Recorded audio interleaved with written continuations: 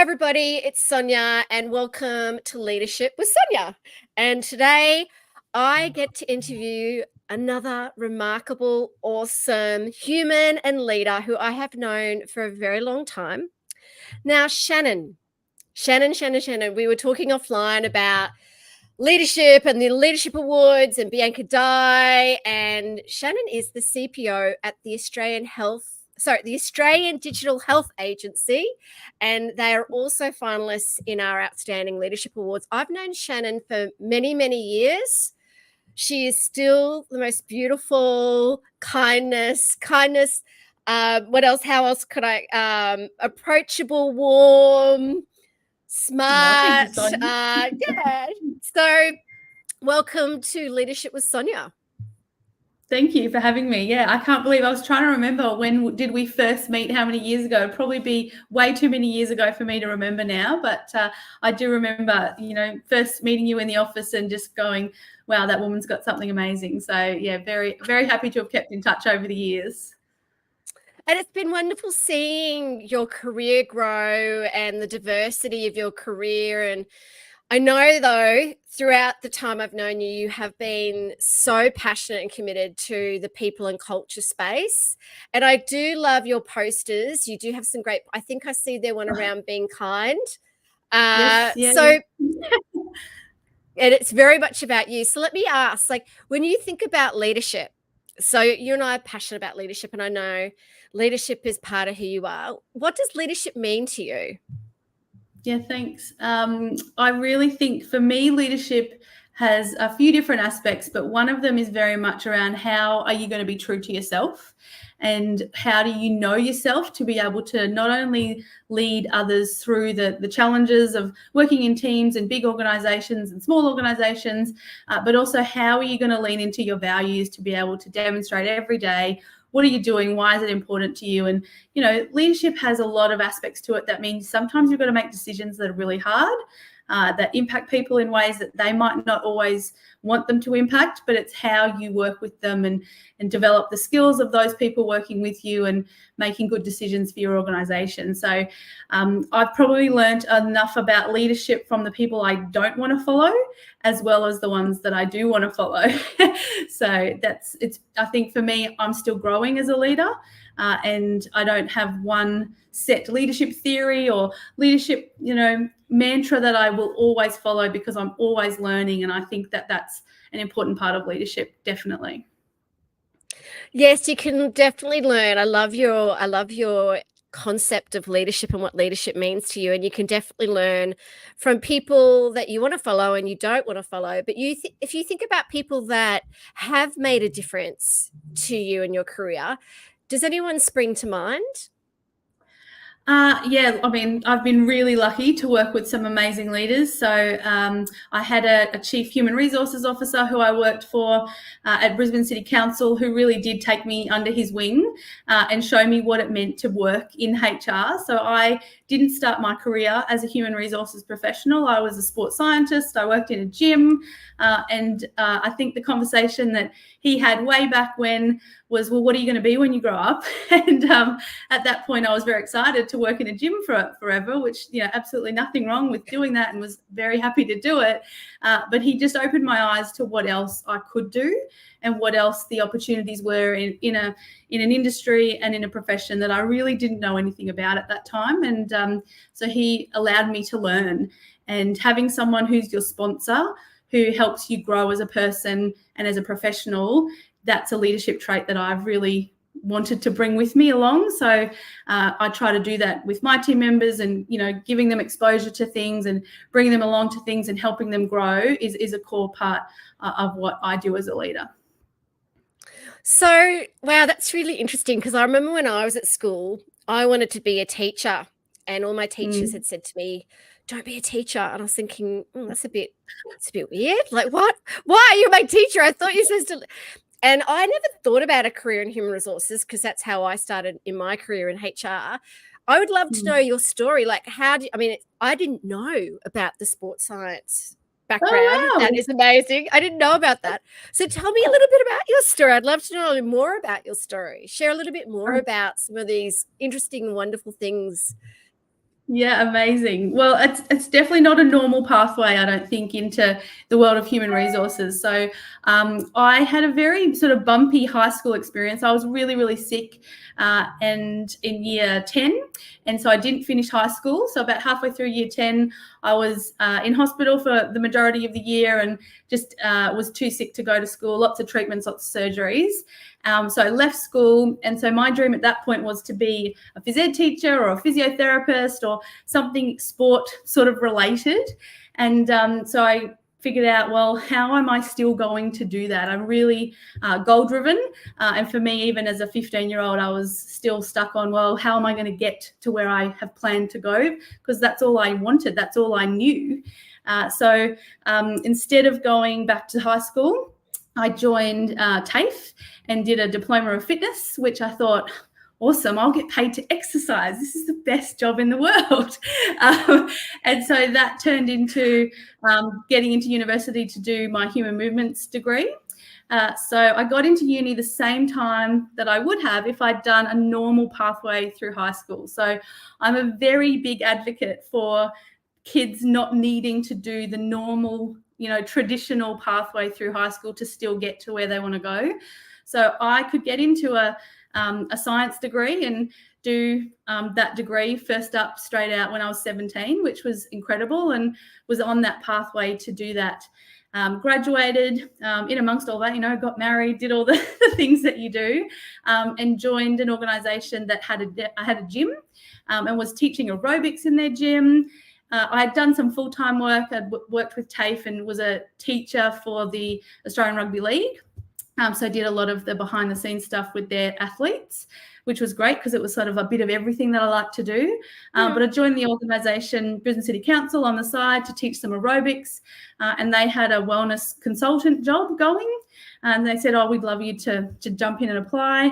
And at that point, I didn't know what a corporate job was. I don't think I owned, black T-shirt, let alone black pants and a jacket to be able to go into an office. But it was just the right timing, and it really mattered having people who believed in me and saw something in me that I just didn't know existed, because I didn't know that type of job was a thing. And then just grew my career there. So only thanks to good sponsorship, good learning opportunities, I developed myself. So going back and, studying business subjects at university and trying to upskill. And following people around who were willing to let me, because I was like, well, what's that job? Tell me what that does. And it was a really eye-opening experience of going, well, what else could I do with my career? And that just turned into more leadership positions in that agency, and then sort of spread my wings to go into then state and federal government into HR roles. So very much learnt that it was put your hand up, give things a go, but also develop yourself. So if you don't, no one's going to give it to you. You've got to figure it out and learn. But I definitely learned that there's not one way. There's a pathway that you can choose, and you've got to make the most of that to be able to sort of step into the things that you're passionate about. And I just didn't know what HR was, so I didn't know I could be passionate about it. But I learned that, and now I wouldn't do anything else. Wow. And I can see, or what I'm hearing from you as well, that curiosity was one of your superpowers. You were curious about, very, very curious about things. I'm very much well, why does it have to work that way? Or what happens if you do this? So it's probably the scientist in me trying to figure out how things work. Yeah, but it's a definite superpower. I like that term. And also, I read that, which is also something that you and I are passionate. You're doing a neuroscience. Are you doing a master's in? Yeah, doing my master's in neuroscience at the moment. So really curious about the intersection of, how the human body works. And so that's all part of, the brain and the central nervous system and how things all connect. And then combining that with how do leaders make decisions? How do people demonstrate good leadership behaviours based on the wirings in their brain? So we've learned a lot about the brain in the last few years in regards to neuroplasticity and, just general exceptions to learning that we didn't think existed many, many moons ago. So for me, the curiosity continues in, well, what don't I know and how can I apply that in the workplace, mostly to leadership performance and productivity. They're my current sort of passion areas. Oh, I'd love to. We should jump on another discussion, and I'm going to pick your brain about all Yeah. that, because I know so many people that watch and listen to my leadership podcast and lives are always interested in the neuroscience space. So we'll definitely explore that a little bit more as well. So it sounds like everything's kind of coming together for you in terms of like where you started and now where you are today. Uh, Learning more about that science space, and it is amazing, the neuroscience space. Oh, So I'm just thank you. so proud of where you've got to today. And for you, like, what do you think makes a great leader today? I definitely think knowing who you are and why you are is really important. So I think, especially in the public service, there's a real element to leaving the place better than when you found it. So for me, leadership is really about having a vision, figuring out, well, what's your contribution? I think as public servants, that's one of the key values that we hold dear, in that we can really make a difference to society, no matter what job we're in, no matter where we work in the agency. And as a corporate enabling function in the people space, I think for us, knowing that what we're doing is contributing to society is just critical to the work we do.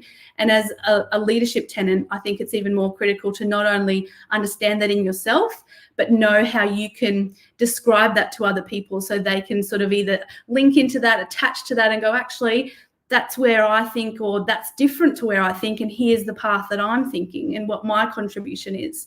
So I think for me, there's an element to stewardship, which is a really important public service value. But I also think integrity is a key piece to leadership that I've seen people demonstrate just incredible integrity in the people space, especially because so much of it is behind the scenes, and you don't always get to sort of know what all the back end looks like of a HR space, because a lot of it is steeped in privacy and steeped in that behind the scenes integrity. But knowing that you're doing the right thing when no one's looking is a really critical piece for me as a leader. And everything we've learned about vulnerability over the past few years, thanks to Brene Brown, there's just so much of that I think we need to lean into as leaders, to think about. It's not about oversharing. It's not about being the person that controls the topics that are being talked about, but it's really about who you are as an individual and how you contribute. So I think for me, there's elements to how you act on a day-to-day basis that you can't hide from. If you're a leader, the real you will come out, and you've got to lean into that. You definitely have to lean into that. And I'm curious around, for you and your life, what's been either, and you can answer both, like what's been a time where maybe you've been vulnerable and it's made a difference in your career, and what's been one of your greatest learnings or lessons as a leader? Yeah, lots of lessons, lots of things I wish I could, have a do-over on.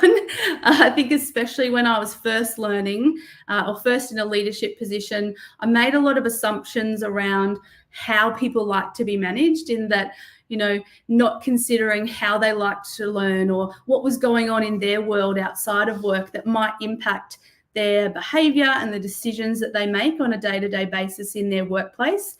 So for me, really big learnings in regards to how I engage with people, about how I was going to manage them, and not make any assumptions to say, well, this is the type of leader I am and this is how I'm going to manage you. Really leaning into the kindness element of, well, what's happening for that person? What is important to them, and how can I support them as their leader for them to get the most out of the experience, about the workplace, about how we do things in our agency.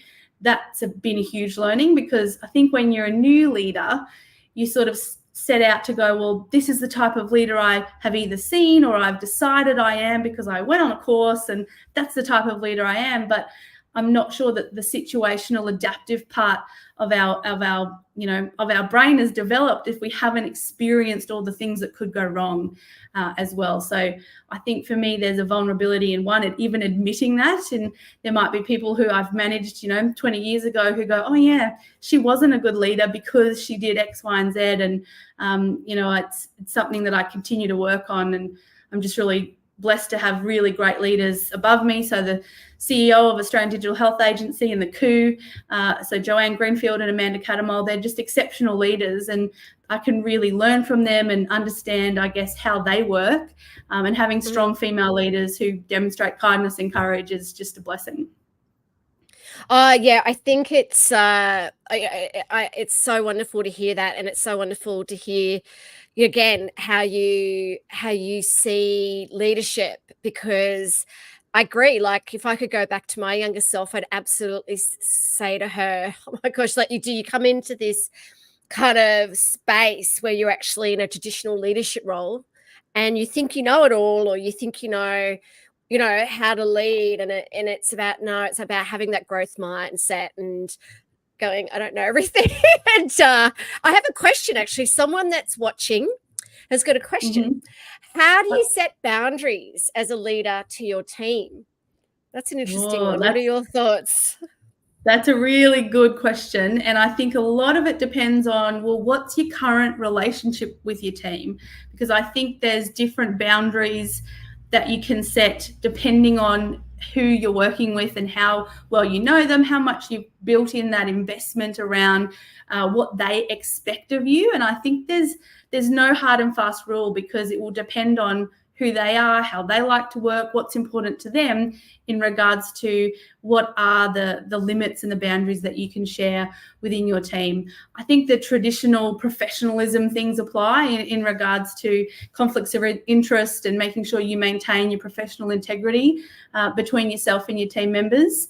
But I think that the boundary thing is, there's no hard and fast rule. It's very much lean into the conversations and have those discussions openly with your direct reports and your team members to say, well, how are we going to do this? What are good boundaries for you? What does that look like? And it probably goes back to you as an individual as well. What are you comfortable with? What does it mean for your requirements of your organization? And what are you able to really demonstrate and lean into to make that meaningful for you and your team? I love that. Such a good answer. As my beautiful cat Lulu decided to jump on the keyboard and press mute. I did hear most of that, though. I did hear most of that, and I think it has to be situational, has to be individual people, individual, and also that, again, those different relationships you have. I think, though, as well, it was a great, like, perfect answer. I think there's also an element of, and funnily enough, again, it's situational. I think if there is something, though, that you feel, even yourself as a leader, that you need to share and be vulnerable, because it's going to impact your ability to be your best self. And that could be, what's an example, which funnily enough, I just posted something today about it. My team approached me a couple of months ago and said, "Hey, you're not your normal self." And I thought, what do you mean? And then they were giving, and it took a lot of courage for them to give me feedback. And they're like, "You're so positive all the time, and you're so energetic, but you seem a bit irritable, and you just seem to be a bit tired all the time." And I thought, and obviously it was the M word, menopause. And I thought, oh, I better go to the doctors. And then I went and then I had to be really vulnerable and go, "Hey, thank you so much for actually giving me that feedback, but I actually need to let you know what's going on for me. So I might need your help, because I'm going through these changes. I wasn't expecting these challenges, because we're all very different." So I think that, again, you can still set strong boundaries, but I think there's also times where you need to kind of say, "Hey, this is what's going on for me." But also, if there's something going on in your life, that we can help you. Again, that's servant leadership. If we can serve each other and help each other, because I think COVID has also made us more, it's not like work life anymore. It's kind of like life. Like, it's like that we've kind of now, so Cheryl's just right. I found it hard to open up. I had this experience that I wasn't respected as a leader because I opened up too much. Oh, that's why I asked. So, yeah, okay. All right. That's a really good point there. Look, it is really hard. It is really hard. It's hard to kind of navigate that, isn't it? Just to kind of get that. And it does, I think over time, I think it's building that trust and those relationships and just getting a feeling for, like, again, when you are sharing things, what are people's, like, how people are responding and things like that. So really good question. So thank you so much. And Shannon's probably one of the best people to ask these questions because she's so good at this space. So let me ask you this, right? In terms of, again, if you could say something to our future generations of leaders, those leaders that are going, okay, if I needed to learn to be a leader or learn to be even a greater leader, what advice would you say to the future generations? Yeah. And I think this was always the thing I always wanted to know from other leaders when I was learning as well, around give me all the inside tips and what does it look like. And I think there's some really good leadership, I guess, concepts and ideas that I would encourage people to lean into and find out more about, because then you can help understand, well, what type of leader can you be and do you want to be? And then you can develop skills in those areas. So for me, leadership, like I said before, it's a constant learning piece. So I'm really curious about finding out about what different types of leadership. Why does the brain act the way it does when certain things happen? So you can lean into the decisions you do or do not make. So the first thing I would definitely say is be curious about the type of leader that you want to be, and then experiment. So talking to your team openly about, hey, I'm going to try some new things. I've been thinking about my leadership style, and these are the things that I'm learning about, and this is what I would like to try with you. And it might be things around how you communicate. It might be how you plan your day around productivity. It might be how you engage with them around coaching and what type of questions you ask them and how you think about their career development. Or it might be how you position yourself in a meeting in regards to your role in that meeting and where you can lean into the types of leadership frames that exist. And so I think all of those pieces are about trying things and getting feedback. So that's the other piece, is don't be afraid to ask for feedback.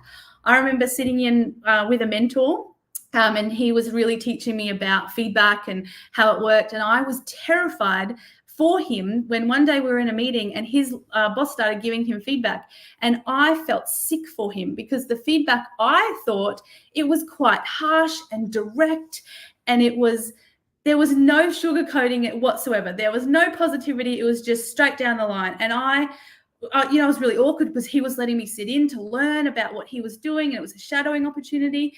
And afterwards, he thought that something was wrong with me because he must have seen my body language and I was probably looking for an escape. And he said, "What's wrong, Jan? What happened?" And I said, "Oh gosh," I said, "I'm really sorry." I said, "Did you want me to leave? Or, I'm really sorry if that was awkward for you." And he said, "Well, why would that have been awkward? That's just feedback." And I was sort of blown away by his one reaction and my reaction being so polar opposite. And as we walked through it further and learned more about why, that's the arrangement he had with his line manager. He didn't want any sugarcoating. He didn't want anything outside. He just wanted to know directly, tell me what I did, tell me what the change needs to be, give me that feedback directly straight away. And they had that relationship where that worked for them. Now, it was not something I would do. It's not something I would want to be put in that position, but it opened my eyes to going, well, if the arrangement between those two was agreed to, it worked for both of them, and that person was comfortable and learning and growing from it, that's the lesson, that they had set it up for success. They'd done the work on their relationship to be able to say what worked for them, and then he got the most out of it possible. So I think there's a lot of emotional intelligence in that. There's a lot of resilience in that, but also a lot of trust. So the other thing that I would say is you've got to work on who the people are around you and build trust with them. And that is going to make your job not only easier, but the investment that you will put into building trust with others will pay off. I've definitely learned that the hard way, that if I don't have the right team around me, and if I don't have people that I can trust working with me, for me, around me, it makes your job incredibly hard and challenging. And sometimes, to be honest, it's not going to work for you. If you don't have trusted people around you, things don't get done, you don't have a good time at work, and it makes life really, really difficult. So I think they're probably the main sort of tips. They're great tips. Look, Yeah. trust is everything. Trust is and also being able to have those conversations with really good intent. When the Yeah. intent is from a kind, good place, I think that is everything. So, that trust, and you know how you build trust. I'm a great one around kindness. I think that if you kind, and people kind of say to me, yeah, but kindness is like a bit of a weakness. I'm like, no, it's not. You can still be clear and be Yep. kind. You know, it's 100%. a Brené Brown quote, but it is. It's like when you're unclear, you're unkind. When you're clear and you're kind. And if people know that you're doing it because you actually really care about them, I think it's really important. So, yeah. Yeah. So, I agree. so what's next for you? You're doing your master's in neuroscience. Yep. What else is on the horizon for you? Yeah, there's lots of exciting things on the horizon. So finishing off that master's in neuroscience, which will be great, but also looking at a whole of public service research project around performance management. So really trying to understand, well, what is the perennial challenge around performance management in any organisation is going to be there. But I think the public service, we haven't nailed it. I don't know anywhere else that goes, yay, it's performance management time, and employees get excited about it. And so I want to understand what's happening, why does it work that way, how can we get more out of it? And then my main thesis, which will be a uni/work sort of thing, will be around how do we measure productivity in the public service. So that's, again, a challenge that probably just we haven't been able to nail it. And I'm sure that there's people smarter than me who've got great ideas. So really looking to collaborate widely on that.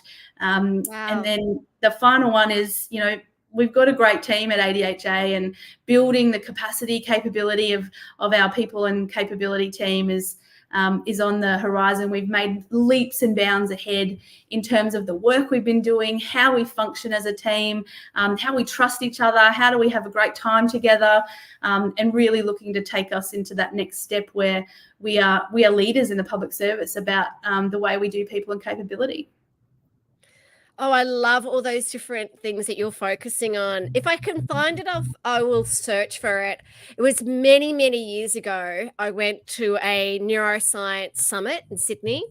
Mm-hmm. And I remember he was like the global CPO of Juniper. And he spoke about the neuroscience way of them doing performance management there.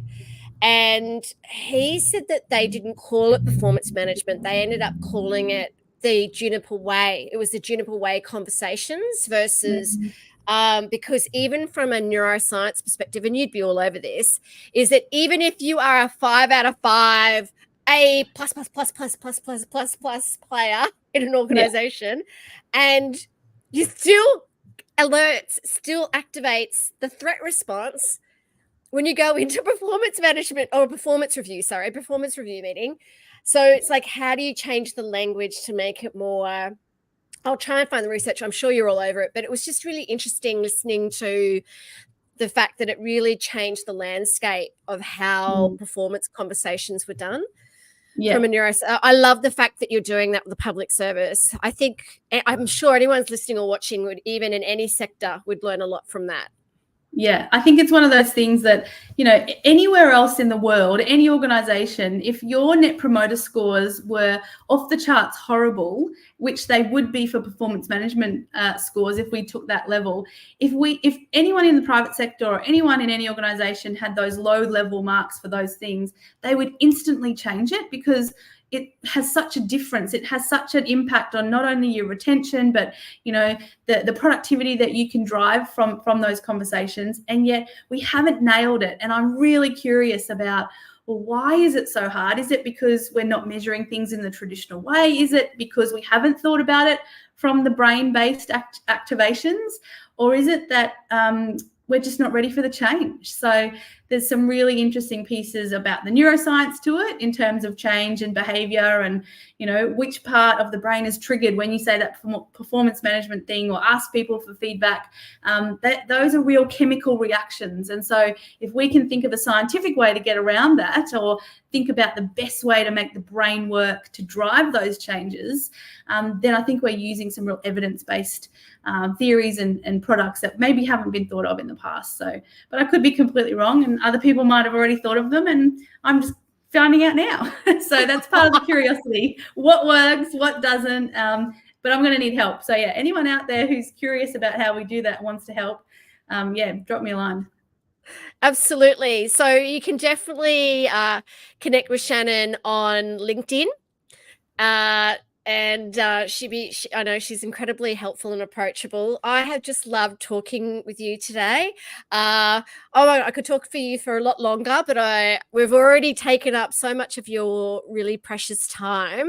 We'll definitely get you on again to talk more neuroscience. Is there anything you'd love to talk about or close off with today, that before we say stay kind and courageous to the audience out there?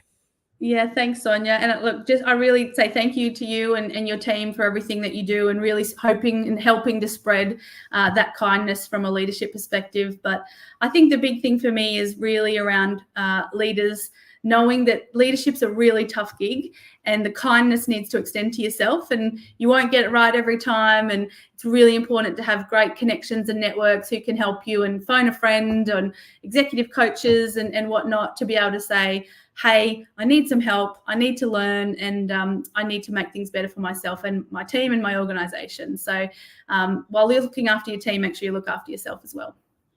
I love that. So true. Make sure you're looking after yourself. That is fundamental. Self-care, self-kindness, self-compassion. Because when you're doing that within, you're actually able to do that more outwardly, externally. So yes, thank you so much. And thank you for everyone for listening and asking questions today.